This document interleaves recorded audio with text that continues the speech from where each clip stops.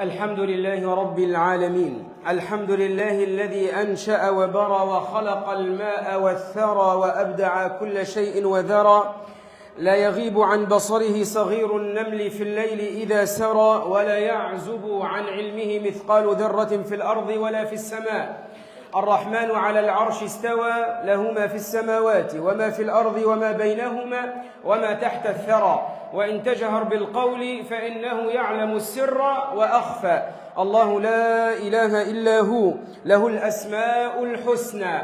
خلق آدم فابتلاه ثم اجتباه فتاب عليه وهدى، وبعث نوحا فصنع الفلك بأمر الله وجرى، ونجى الخليل من النار فصار حرها بردا وسلاما عليه فاعتبروا بما جرى. وآتى موسى 9 آيات فما ادكر فرعون ومرعوى، وأيد عيسى بآيات تبهر الورى، وأنزل الكتاب على سيدنا محمد صلى الله عليه وسلم فيه البينات والهدى. أحمده على نعمه التي لا تزال تترى، وأصلي وأسلم على المبعوث في أم القرى، صلى الله عليه وعلى صاحبه أبي بكر في الغار بلا مرى، وعلى عمر الملهم برأيه فهو بنور الله يرى، وعلى عثمان زوج ابنتيه ما كان حديثا يفترى، وعلى علي ابن عمه بحر العلوم وأسد الشرى، وعلى جميع الآل والصحابة الذين انتشر فضلهم في الورى، وسلم تسليما كبيرا. اللهم ارحمنا بالقرآن، اللهم أكرمنا بالقرآن، اللهم لا تهنا بالقرآن، اللهم ارفع شأننا بالقرآن، حسن أخلاقنا بالقرآن، طيب أرزاقنا بالقرآن، تقبل منا صلاتنا يا حنان ويا منان، آمين. أما بعد أيها الكرام، تمر بنا حادثة عظيمة، حادثة جعلت مبدأ للتاريخ الإسلامي، ألا وهي هجرة الحبيب الأعظم صلى الله عليه وسلم. الهجرة كحدث مضى في عهد رسول الله صلى الله عليه وسلم وانتهى، لكن الهجرة كدروس ودلالات وعبر لا تنتهي إلى قيام الساعة. فقد ابتدأ الله تبارك وتعالى تاريخنا بهجرة الحبيب المصطفى صلى الله عليه وسلم. كل أمة من الأمم تبدأ تاريخها بحدث عظيم باجتهادهم، فالمسيحيون مثلا بدأوا تاريخهم بميلاد عيسى عليه السلام، فالأحداث التي يقترن بها تاريخ المسلمين أحداث كثيرة، لكن لم يجعل تاريخ المسلمين مربوطا بمولد النبي صلى الله عليه وسلم، لم يجعل تاريخ المسلمين مربوطا بنزول القرآن الكريم، مع أن المولد والتنزيل حدثان عظيمان. الهجرة هي مولد الأمة بأجمعها، فجعل تاريخ المسلمين مرتبطا بهذا الحديث التاريخي. العلماء أيها الإخوة تكلموا عن دروس كثيرة تستنبط من الهجرة، كالتخطيط مثلا، والعمل بالأسباب، والصحبة الصالحة، والسرية الكاملة، إلى غير ذلك من الدروس التي تسمعونها وتطرح في حدث الهجرة، وكلها عظيمة. وأحببت في مفتتح هذا الجامع المبارك نسأل الله تبارك وتعالى أن يجعله مباركا على من دخله ومن صلى فيه ومن عمل فيه، إنه سبحانه وتعالى ولي ذلك ومولاه. أردت أن أتكلم عن درسين اثنين أراهما من أعظم دروس الهجرة للنبي صلى الله عليه وسلم، لكن قبل أن أبدأ بالدرسين لا بد من مقدمة، لأن الدرسين متفرعان عن هذه المقدمة. الله عز وجل يا أخياني عندما تكلم عن هجرة الحبيب المصطفى في القرآن العظيم لم يحدد غاية مكانية يهاجر إليها المسلمون، بل حددت آيات القرآن غاية معنوية عقدية للهجرة. يقول ربنا تبارك وتعالى في محكم التنزيل: بسم الله الرحمن الرحيم: إن الذين توفاهم الملائكة ظالمي أنفسهم قالوا فيما كنتم؟ قالوا كنا مستضعفين في الأرض. قالوا ألم تكن أرض الله واسعة فتهاجروا فيها؟ فأولئك مأواهم جهنم وساءت مصيرا. إلا المستضعفين من الرجال والنساء والولدان لا يستطيعون حيلة ولا يهتدون سبيلا، فأولئك عسى الله أن يعفو عنهم وكان الله عفوا غفورا. لاحظوا ماذا يقول القرآن: ومن يهاجر. لم يقل إلى المدينة ولم يقل إلى مكة، لم يحدد القرآن العظيم مكانا يهاجر إليه، بل حدد الله تبارك وتعالى الغاية التي من أجلها يهاجر المهاجرون. فالإنسان الذي يهاجر ينبغي أن يهاجر لله تعالى بغض النظر عن المنطقة التي يهاجر إليها. فقد يذهب الإنسان مثلا إلى مكة المكرمة وهي أرض عظيمة بقصد دنيوي، ثم شكون يمشي لمكة باش يمشي قد يعمل شوية برستيج ويقعد يصور ويقول هنا هبطت ومشيت عملت عمرة ولا مشيت عملت حجة، باش كيروح يقولوا له أهلا بالحاج، وينك يا سيدي الحاج. فالمقصد إلى مكة كان دنيويا. وقد يذهب الإنسان إلى بلد آخر كأوروبا مثلا بقصد دعوي لله تبارك وتعالى، فتكون هجرته إلى أوروبا أفضل من هجرته إلى مكة المكرمة باعتبار هذا القصد. فالإنسان الذي يريد أن يتنقل كما سأقص عليكم آيات القرآن ينبغي أن يكون تحركه في سبيل الله ولله عز وجل. لا يغنينا أو لا يعنينا، خلينا نقول بالأحرى، المكان الذي يريد أن يهاجر إليه. فالقرآن العظيم لم يحدد وجهة مكانية للهجرة، بل يحدد الغاية المعنوية. يقول ربي سبحانه وتعالى: ومن يهاجر في سبيل الله. هذا الذي يعنينا. طيب إلى أين يا ربي؟ لا يعنينا إلى أين، أهم شيء أن يتحرك الإنسان لله سبحانه وتعالى.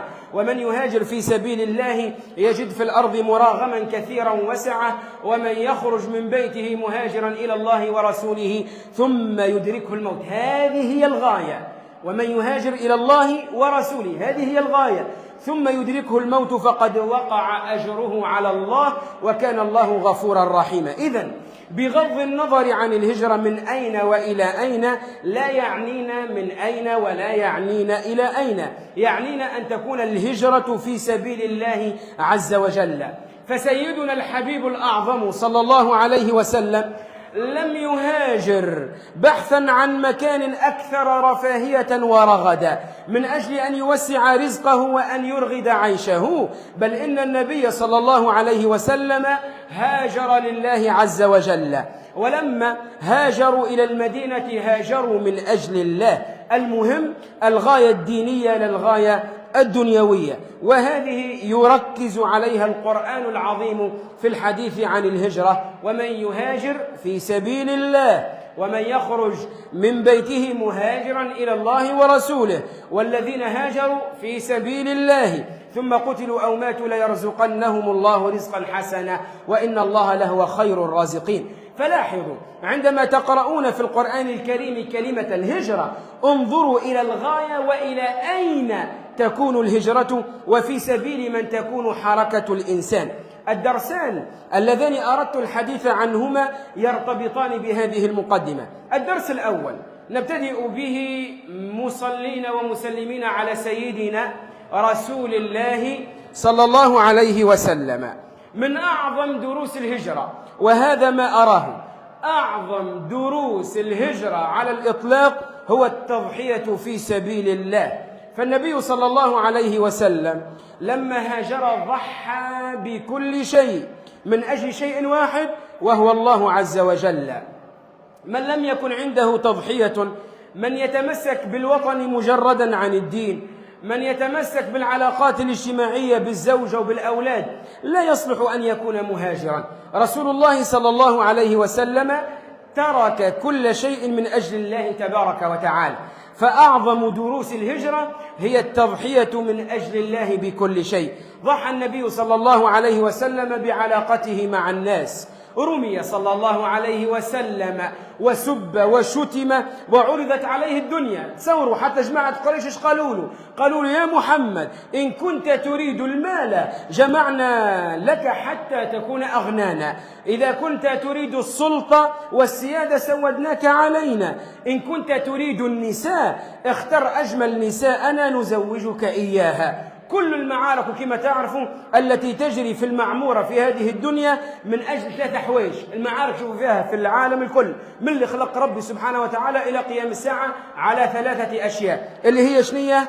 النساء والمال والسلطة. هذه 3 معارك التي يتعارك حولها الإنسان في هذه المعمورة.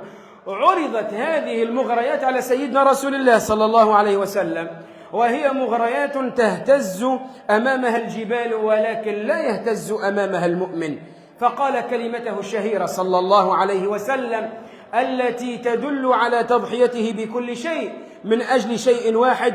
تلفت له قال له: يا عم، والله لو وضعوا الشمس في يميني والقمر على شمالي وفي رواية على يساري، يعني يا جماعة قريش، لو ملكتموني المشرق والمغرب على أن أترك هذا الأمر ما تركته حتى يظهره الله أو أهلك دونه، الموت أو التوصل إلى رضا الله تبارك وتعالى. فضحى سيدنا الحبيب المصطفى صلى الله عليه وسلم ببقائه في مكة، فخرج من مكة بنبرة حزينة ملؤها الأسى والحزن من أقرب الناس إليه، وهو ينظر إليها ويبكي ويقول: يا مكة، إنك أحب أرض الله إلي، ولو أن أهلك أخرجوني منك ما خرجت. يعني أنا تركتك من أجل الله، لولا الله والله ما تركتك يا مكة المكرمة.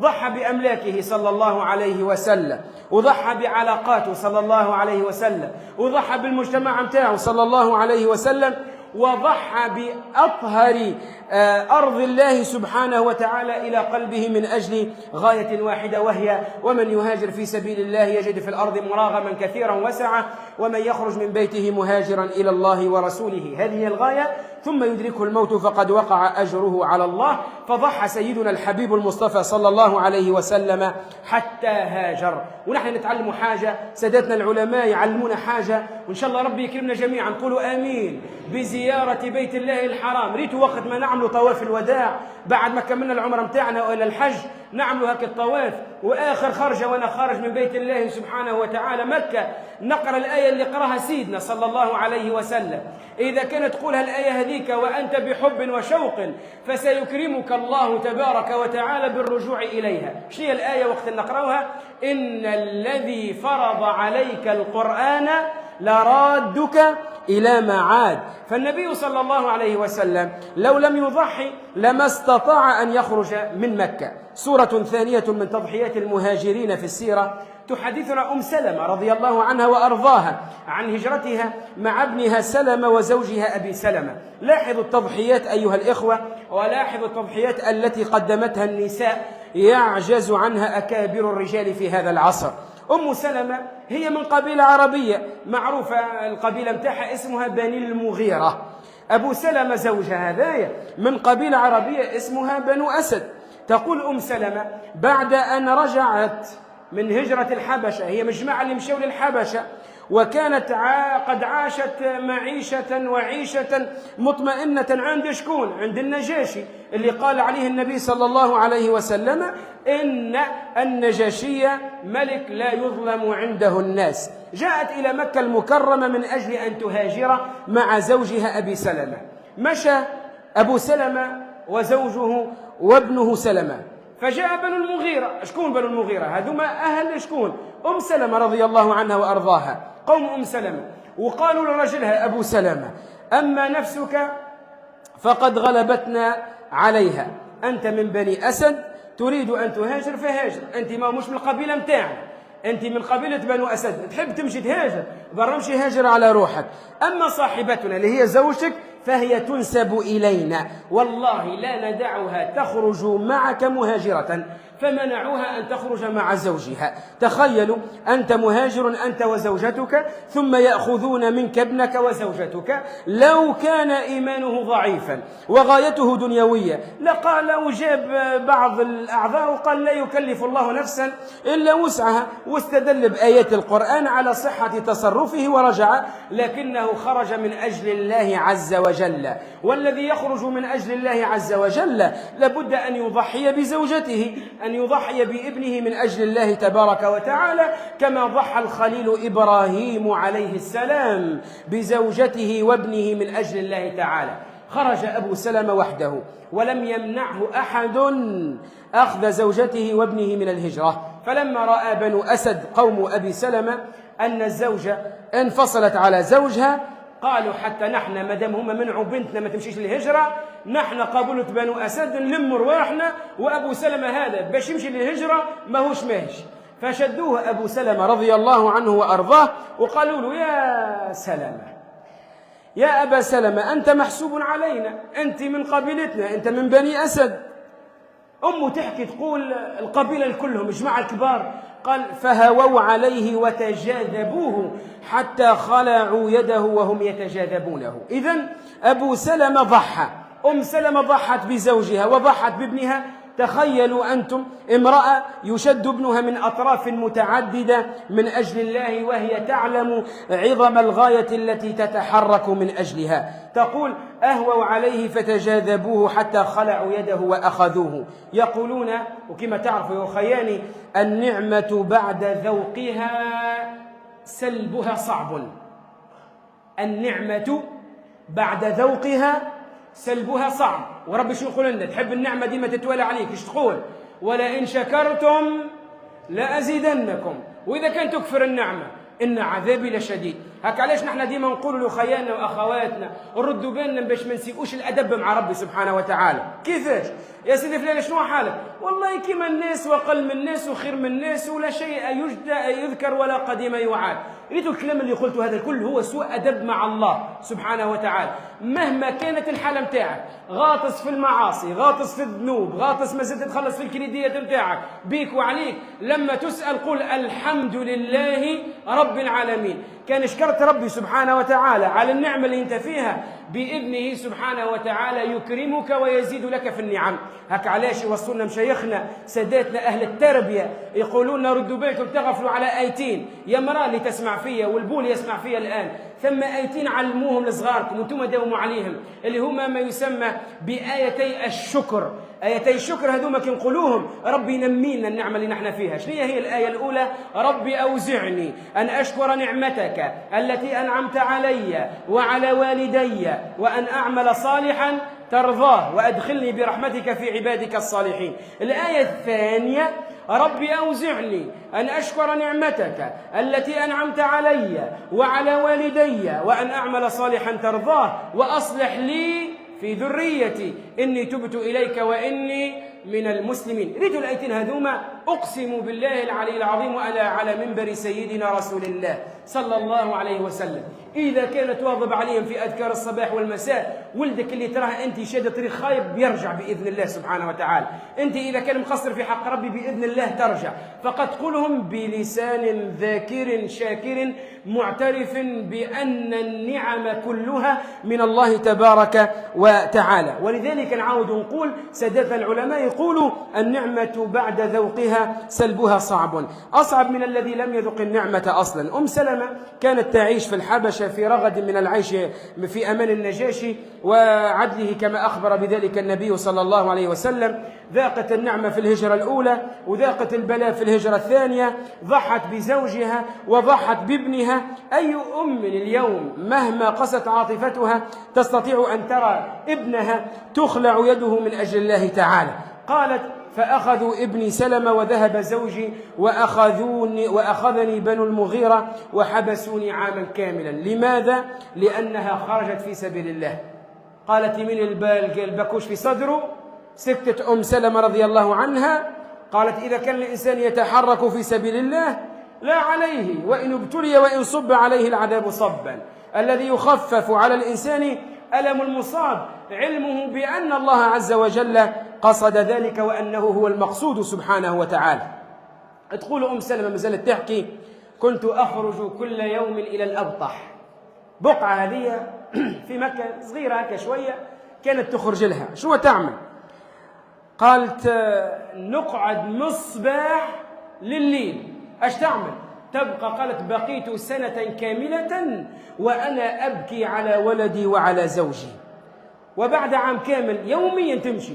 قالت القبيلة متاعي أشفقوا علي فألحقوني بزوجي، فجمع الله شملي وذهبت أنا وسلمة إلى المدينة إلى أبي سلمة. هذه تضحية ثانية. ليس فقط رسول الله صلى الله عليه وسلم ضحى، أبو سلمة ضحى بزوجته وهي ضحت به، وضحى كلاهما بالابن، الابن ضحى بأبويه، بيت يضحي. وهذا من أعظم دروس هجرة النبي صلى الله عليه وسلم. أقول ما تسمعون وأستغفر الله العظيم لي ولكم من كل ذنب فاستغفروه إنه هو الغفور الرحيم. ويا سعد ويا أبهى لسان صلى وسلم على الحبيب المصطفى.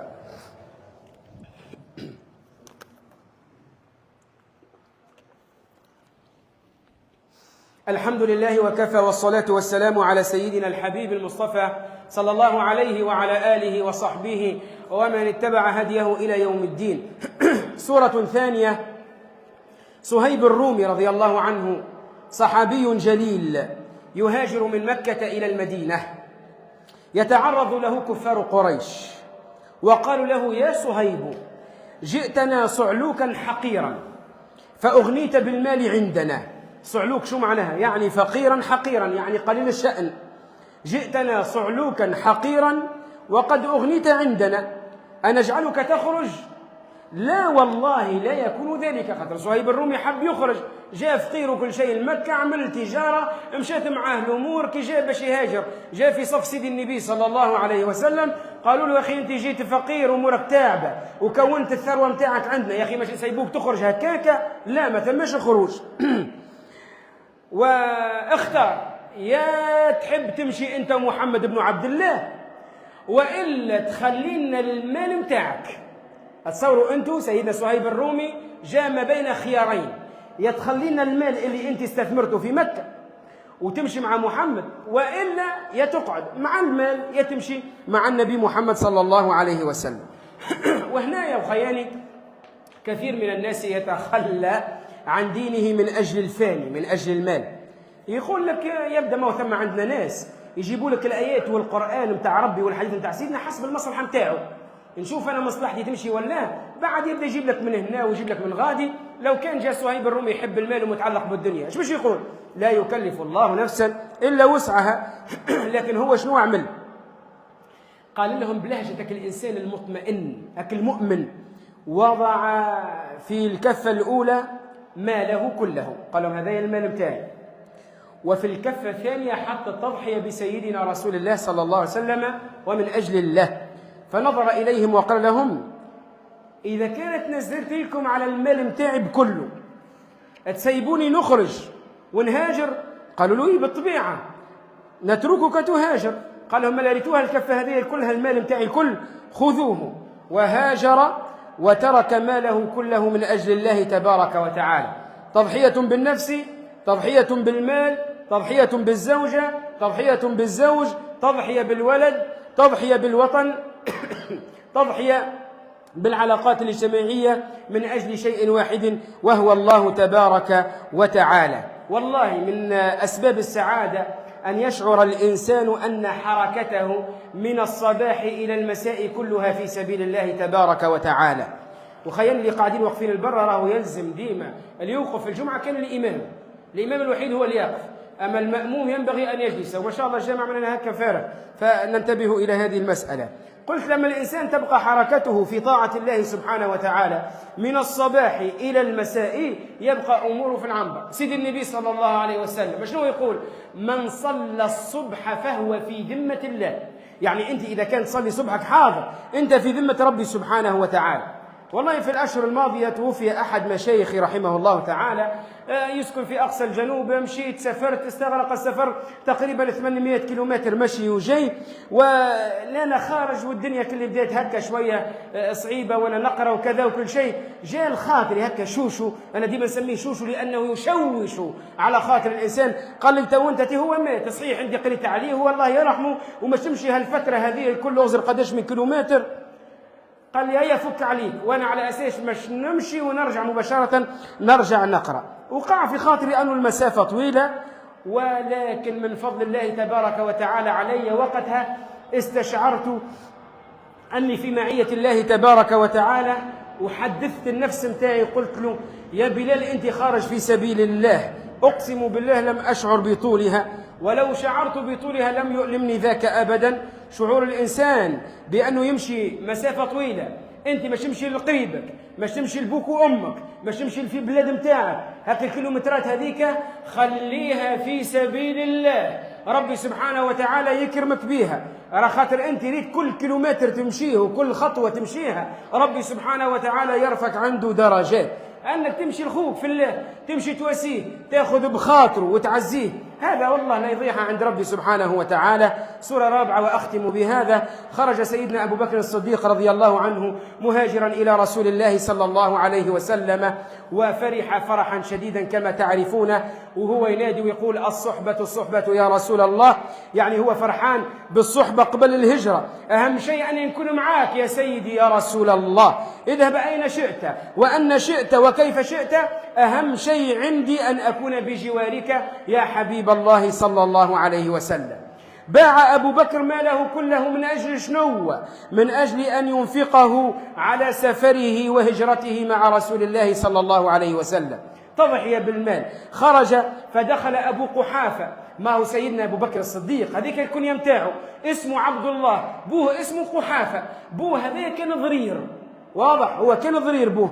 قال أهل السير فدخل أبو قحافة والده إلى البيت كما تذكر السيدة أسماء بنت أبي بكر رضي الله عنها، قالت فدخل جدي أبو قحافة وكان كفيف البصر فقال لقد فجعكم أبو بكر بنفسه وماله. ارتحتوا توه، هاكم بقيتوا مفجوعين، بوكم مشى خرج مع محمد إلى الهجرة متاعه، يعني ترككم بوكم من أجل دعوة محمد صلى الله عليه وسلم، ولم يترك لكم مالا، فجعكم بنفسه وماله.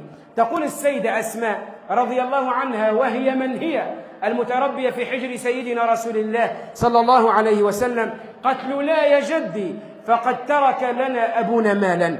وفي الحقيقة أبوها لم يترك مالا، باع كل شيء. قالت وكان عندنا في البيت كوة، الكوة هي الشباك الصغير يحطوا عليه الحاجات. كانت أبي قالت هي أسماء كان بابا أبو بكر يحط فيها الفليسات متاعه في هاك النافذة الصغيرة. قالت فوضعت إناء فيه حجرا وغطيته بثوب وأخذت بيد جدي الكفيف وقلت له تلمس يا جدي هذا ما تركه لنا أبونا. قال فتلمسه، قال لا بأس إن في هذا بلغة، غاية قال لهم الحمد لله أو على الأقل خلى لكم فلوس، لكن هي الجرة هذيك فيها شوية حجر.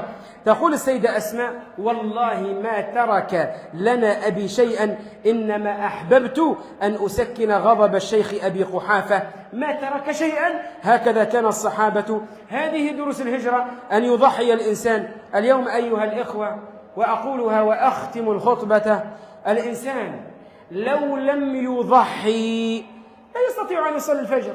يا أخي أنا نسهر للمدي ساعة والساعتين وبعد نحب نقوم صلاة الصبح 3:30 ل 4، يعني هذه ما هيش تضحية.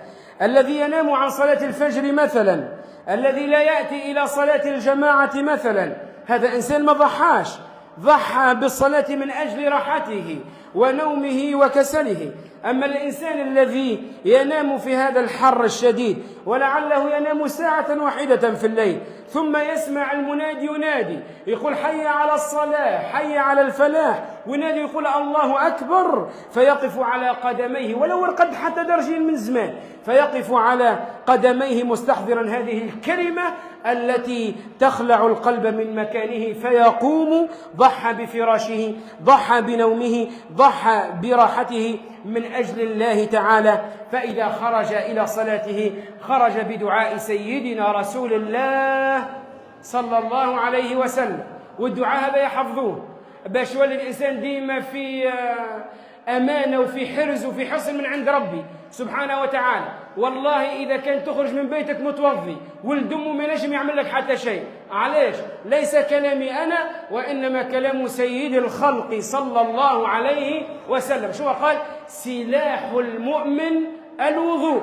يعني أنت في عود جيت تتوظف في الميضة ممكن عندك في دورتك تتوظف كل خطوة تخطوها ما شاء الله عندك أجر. زيد على ذلك علمنا سيدي الحبيب المصطفى صلى الله عليه وسلم دعاء سهل برشا نحفظوه ونقولوه بعد ما نتوضوا ونخرجوا، سواء جينا للجامع ولا ماشيين للخدمة ولا ماشيين للمعهد ولا ماشيين لأي بقعة، نقول اللهم اجعل من بين يدي نورا ومن خلفي نورا وعن يميني نورا وعن شمالي نورا ومن فوقي نورا ومن تحتي نورا اللهم اجعلني نورا. يقولوا سادة المفسرين اللي يقول الدعاء هذايا يولي هو كتلة من نور. ريت حتى واحد ياخذك بالعين ما نجمش ياخذك بالعين، لأنك أنت محصن مضمن من عند ربي سبحانه وتعالى، فأنت وقتها تكون قد تحركت في غاية واحدة وهي الله تبارك وتعالى. ونحن كما تعلمون أن البارحة افتتحنا هذا الجامع المبارك، نسأل الله تبارك وتعالى أن يجعله صرحا مباركا يا رب العالمين، وهي توصية ينبغي لنا جميعا ليس لهذا المسجد فقط وإنما لكل بيوت الله تبارك وتعالى. لو خياني نحن نخرج من ديارنا باش نقعدوا نجوا لبيت ربي، باش نجوا بريحة طيبة، نجوا معطلين رواحنا، تو الدنيا صيف والزربية ما زالت جديدة، نعرف شو الحالة متاعنا سبحان الله، ساعات الإنسان يعرق، ساعات كذا، ينبغي أن نتعامل مع بيت الله كما أراد الله. ربي قال يا بني آدم خذوا، فعل أمر يفيد الوجوب، خذوا زينتكم عند كل مسجد. فالإنسان لما يجي يخرج ماذا به يأخذ هكا شوية عطر شوية برفان يبرفن بها روحه باش الناس ما تتأذش منه، وكذلك الملائكة. ثم اثنين، هذه عندنا إشكالية في تونس وفي كل البلدان العالم كلها، أنه الإنسان وكأنه كمل حياته الكل البرة، في عود يجي للجامع لأن هكا باش يذكر ربي يبدأ يتكلم تدخل الجامع تلقاه الكل حس، وهذا يراه يأكل من الحسنات كما تأكل النار الحطب، كما أخبر بذلك الحبيب المصطفى صلى الله عليه وسلم. هذا يصرح مبارك في بلادنا في المنطقة متاعنا، نحافظوا عليه قدر الاستطاعة الناس الكل، نحاولوا نتعاونوا الناس الكل مع بعضنا ونحبوا بعضنا. ولهذا مدح ربنا تبارك وتعالى هؤلاء الناس اللي هم عمار المساجد، قال إنما يعمر مساجد الله شكونهم؟ من آمن بالله واليوم الآخر وأقام الصلاة وآتى الزكاة ولم يخش إلا الله فعسى أولئك أن يكونوا من المهتدين. وربي سمى، قال الناس اللي تجي للجوامع وتذكر ربي ما تكونش غافلة سماهم رجال. وكلمة الرجولية صعبة برشا، لأن ربي قال يا أيها الناس إنا خلقناكم من ذكر وأنثى، لكن الرجولية صفة صف بها ربي سبحانه وتعالى ناس، قال من المؤمنين رجال. شنو هي الصفة متاعها؟ صدقوا ما عاهدوا الله عليه. عاد يقول في بيوت أذن الله أن ترفع ويذكر فيها اسمه يسبح له فيها بالغدو والآصال رجال. شبيهم هذوما؟ لا تلهيهم تجارة ولا بيع عن ذكر الله وإقام الصلاة وإيتاء الزكاة يخافون يوما تتقلب فيه القلوب والأبصار. إذا عملوا هذوما شنو جزاءهم يا ربي؟ ليجزيهم الله أحسن ما عملوا ويزيدهم من فضله. اللهم صل على سيدنا محمد في الأولين، صل على سيدنا محمد في الآخرين، صل على سيدنا محمد في الملأ الأعلى إلى يوم الدين. اللهم ارحمنا بالقرآن، اللهم أكرمنا بالقرآن، اللهم لا تهنا بالقرآن، اللهم ارفع شأننا بالقرآن، حسن أخلاقنا بالقرآن، طيب أرزاقنا بالقرآن، يسر لنا يا ربنا حفظ وفهم القرآن. اللهم ارزقنا العمل بالقرآن يا حنان ويا منان. اللهم اجعل اجتماعنا هذا اجتماعا مرحوما، وانتشارنا من بعده انتشارا سالما معصوما. يا رب لا تجعل فينا ولا منا ولا معنا ولا من ذريتنا وأصدقائنا وجيراننا شقيا ولا محروما. اللهم احفظنا بما تحفظ به عبادك الصالحين.